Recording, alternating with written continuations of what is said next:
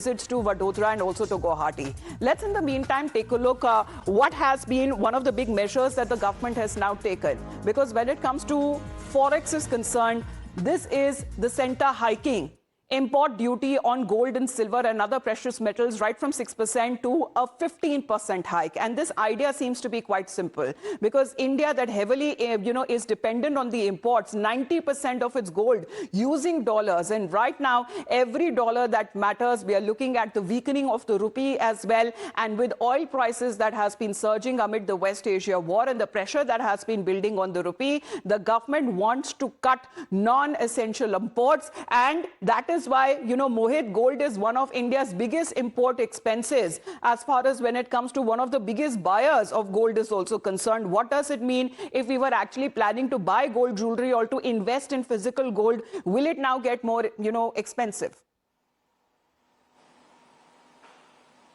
Well, yes, in fact, and you see the import duty, Amita, which was earlier at 6% on gold and silver, that has been increased to 15%. Now, this comes in the backdrop of the fact that how the Prime Minister Narendra Modi earlier urged people of the country not to buy non-essential gold for 1 year, because as you rightly pointed out, we import a large and a huge part of gold from the other countries, and we have to pay them in foreign exchange. And Prime Minister earlier to appeal that we need to save the foreign exchange, and this particular step is taken with that line only, that the import duty will go up, the gold and silver will become more expensive, and also the other precious metals, their import duty has also been increased, because remember, India is the second largest consumer of the precious metals like gold, silver and the other items, and perhaps that is why this step is being taken, that the import duty has been increased from 6% to 15%. Now, this comes at a time when Prime Minister has urged the citizens of the country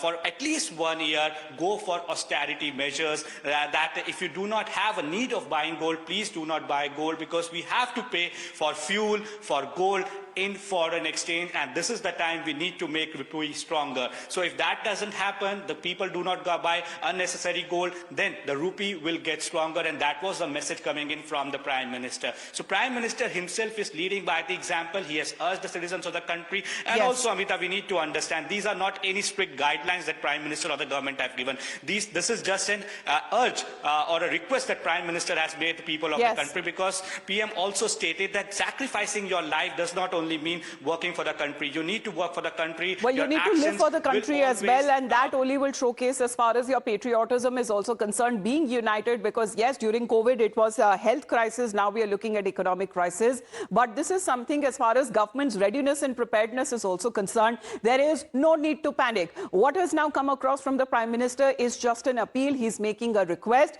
but on part of the government of India, the relevant ministries have also come out to say they have been meeting often, and as far as the interministerial group of secretaries which represent different ministries, they have also been meeting, and the government is now trying to make people buy less gold so that in India, especially when it comes to the people, they spend fewer dollars during the global economic crisis. So what we are now looking at as far as the Union Minister is also concerned, Hardeep Puri, he's been saying that there is no problem when it comes to the supply side. India is well prepared, having enough reserves there, and have at least 60 days of the crude oil reserves, and that seems to be also the same amount for natural gas as well. And we are now looking at a situation where India is relatively stable and have 45 days of LPG stock as well. And when we talk about LPG production, that has now gone up to 54,000 tons per day. And of course, when it comes to the OMCs, that seems to be losing around 1,000 crore per day. But these are not any knee-jerk reactions or decisions that are coming in from the government side. The government is only asking the people to actually take these few small steps or small measures there so that they can help India in a bigger way in the time of these crises. In the meantime, we head into a very short break. You're watching the Morning News Hour.